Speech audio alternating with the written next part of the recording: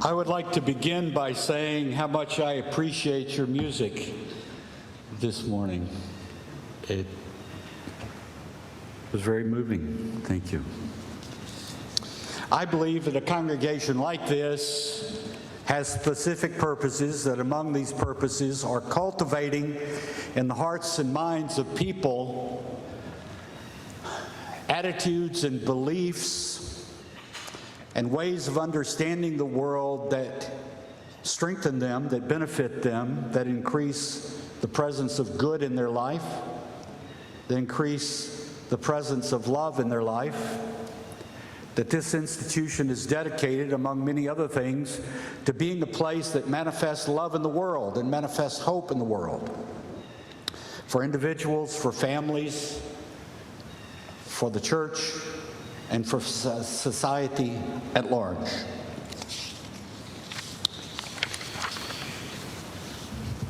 What is hope,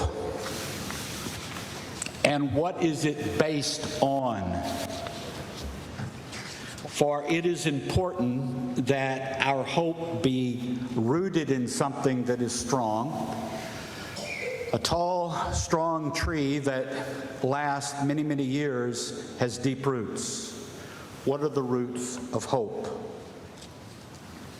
As we look at life, and our own lives, our individual lives, our families' lives, the generations of our families, as we look around society, we can find reasons for both hope and despair.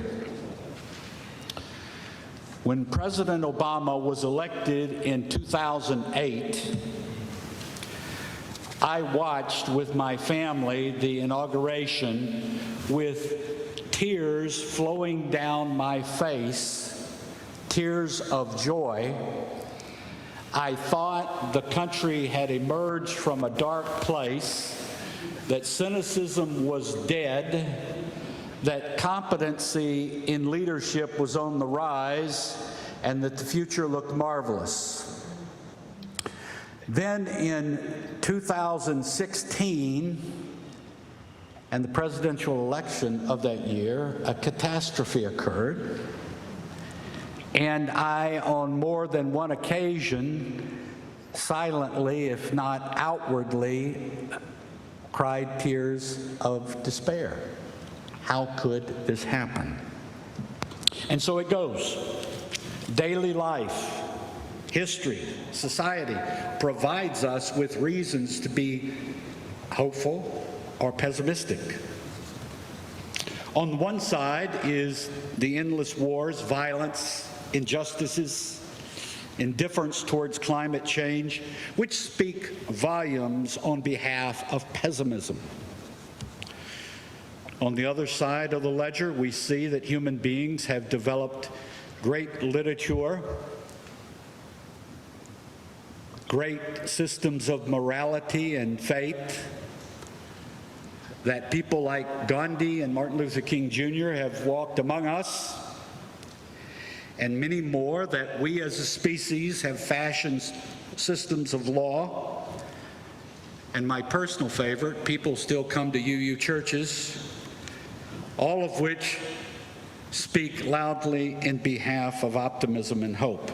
Some people take a stand and build an argument for one side or the other.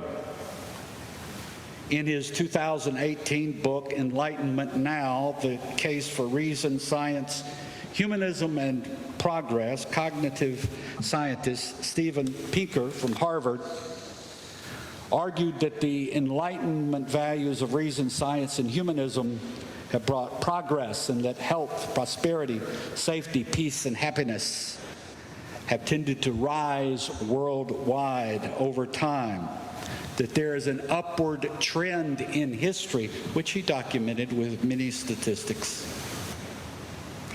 And then there are those who say, yes, all of this is true. There is an upward slant in progress in many ways, but that it is offset by the threats we face as human species, not least of which is climate change. And so here we are once again staring at the contrast between there being reasons for pessimism or optimism. Make your choice. Let me be so bold as to break this impasse by saying I am an advocate of hope, and I am even so vigorously in the face of the ambiguity of the human condition, but I need to explain why. And I must say that I have also come to the conclusion that the idea of hope as it is commonly understood is very often misinterpreted, and that this leads to problems. But I'm getting ahead of myself. First, let me share with you why I am an advocate of hope. And I say this as someone who has been a UU minister a very long time, multiple decades, and a psychotherapist as well, and I have seen the human condition up close, and I have made, based on my reading and experience, certain conclusions about life. I do not assume that my opinions are infallible, but I do believe what I say. First, I would say that hope is necessary to life.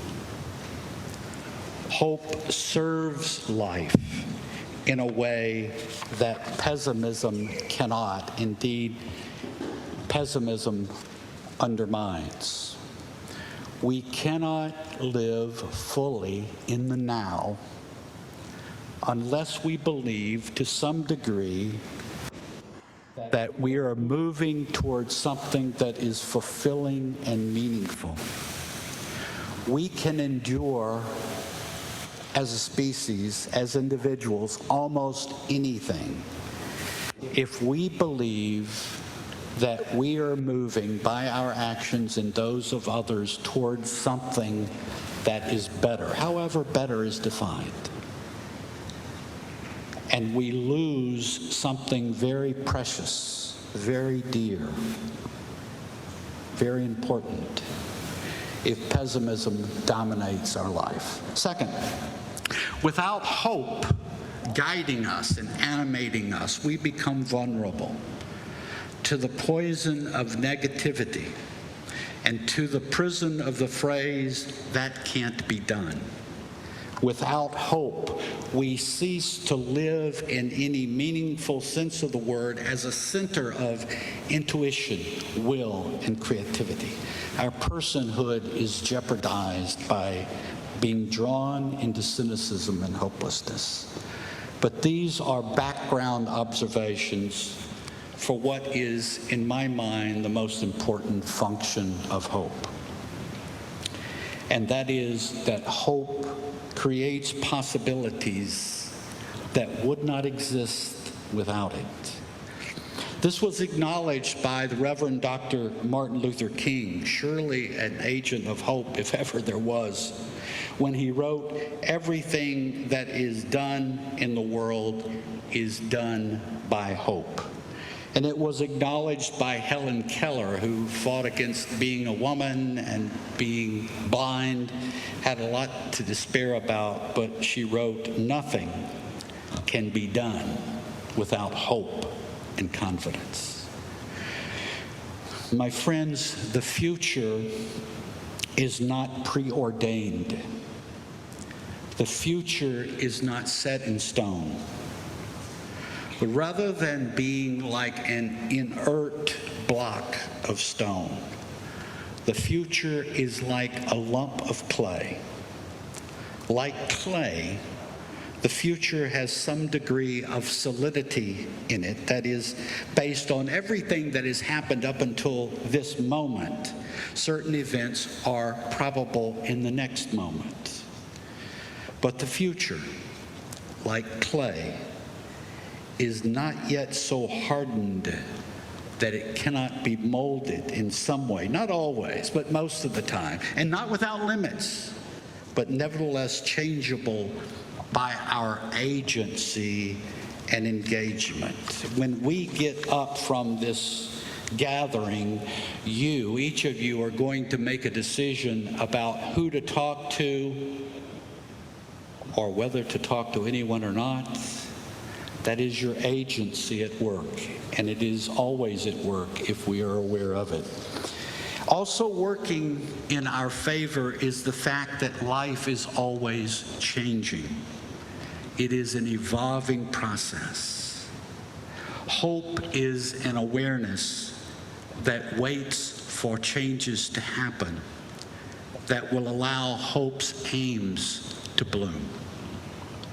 And here is the key point, my friends. Our intentions and actions are part of the mixture of what creates future events. And that is the essential reason hope is so important. Allow me to inject a related point. I think that the most commonly held ideas and beliefs about hope bring confusion and undermines our awareness and appreciation for the potential of hope. Hope is not delusion. Hope pays very careful attention to facts. Hope is not merely dreaming and imagining, but involves thinking and planning. Hope is not imagination running wild and free of reality. Hope remains in intimate contact with factual reality. Nor is hope passive, helpless, and waiting to be saved or rescued by other people or nature or supernatural forces.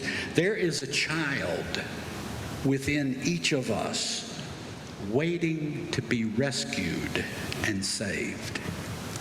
This child within us has to give way to the adult within us to utilize hope as I understand it. There is a lot of hope in the world which is passive and helpless expectation that something or someone will give us something we want. That is not hope as I define it. That is, in my mind, immature forms of hope. Mature hope stands in contrast with these immature forms of hope. Mature hope dares to be bold and imaginative, but unlike immature hope, it accepts reality, and knowing the future to be malleable, goes to work in the places where the facts of the present are being molded into the reality of the future. Mature hope is not wishful thinking, nor is it passive. Mature hope is engaged in searching for and seizing opportunities in which hope's aims may flourish. Mature hope does not linger in asking why or why me, or question the turns and twists of fate, but takes the position of the Dalai Lama, who said, "I find hope in the darkest of days, and focused on the brightest, I do not judge the universe." Mature hope understands that hope creates something that would not exist at all without the antecedent stimulus and guidance of hope. Mature hope brings the visions of hope to life, step by step, moment by moment, in a way carefully calibrated to the task at hand and to what can be done in the here and now, ever faithful to the possible rather than the perfect. If our energy is not absorbed by the aims of hope, we become prisoners of darker forces. What do you hope for? I ask each of you, what do you hope for? Many people have been so disappointed by immature forms of hope that they have given up hope altogether as an illusion and dare not hope for anything else ever again. What do you dare to hope for? Don't let fear or disappointment drive hope away. We are gathered here, we enjoy this space, benefiting by this church, because people who had faith and hope in the future created it. Can we, in our time and place, take up the work of mature hope as others have done to make this place possible, and send out ripples of hope into the world? One person who lives by hope is empowered. That's a good thing. But if groups of people can be guided by mature hope, great things are possible. And this congregation, moving forward from this point, needs hope, and in abundance, and it needs your hope. There is much to be done that we can and will succeed in doing if we proceed with mature hope. Let us join together in this effort to keep hope alive. Amen.